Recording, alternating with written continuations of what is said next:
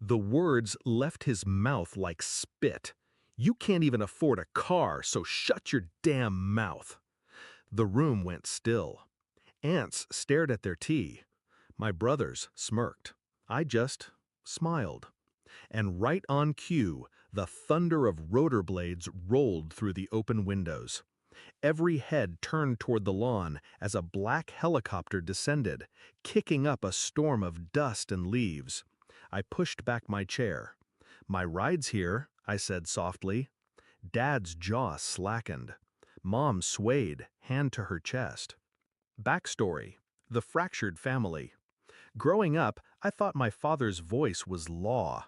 He decided who was worthy and who wasn't, and I was always on the wrong side of the line. To him, I was the failure, the one who wasted her potential. He paraded my siblings as successes: Mark, the corporate shark; Emily, the doctor; and me, the artsy dreamer who'd never make rent.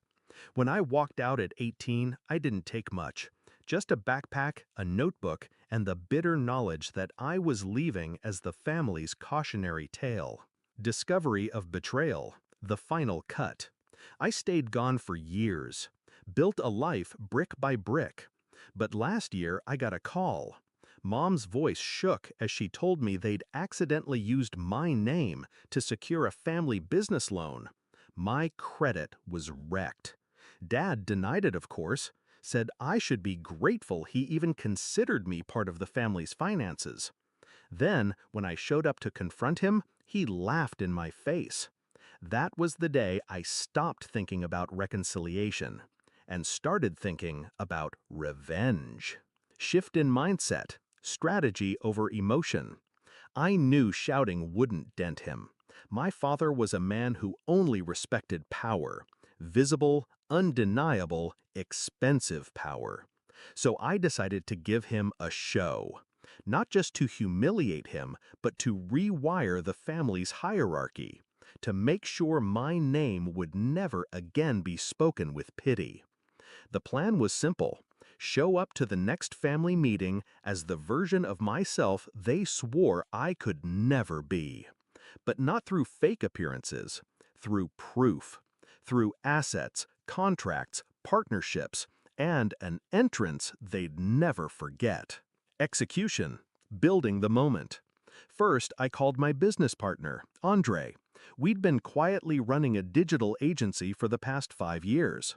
What started in my tiny apartment now had offices in 3 countries.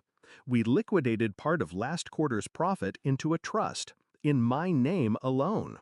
Then I signed the purchase of a waterfront property the day before the meeting. Finally, Andre made the call to a charter company. I didn't want a flashy sports car. I wanted something that would make the ground itself shake when I arrived. Climax: the confrontation. The meeting was at my parents' estate. Mahogany table, stiff-backed chairs, portraits of ancestors watching from the walls. Dad was midway through a lecture about financial responsibility when he turned to me. "You can't even afford a car, so shut your damn mouth." I let the silence breathe.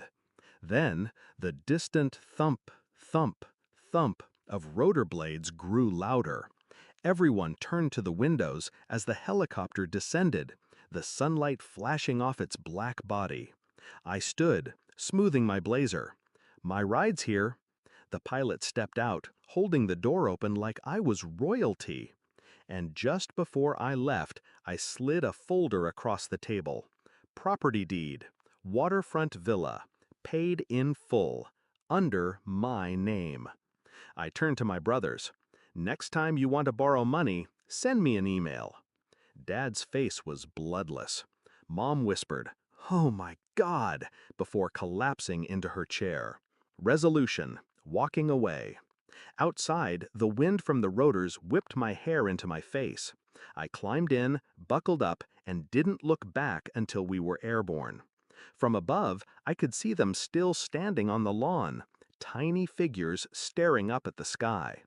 For the first time in years, I wasn't the failure, and I realized I never had been. They just couldn't see past their own definition of success. Now, They'll never see me without remembering the day the sky came down to take me away.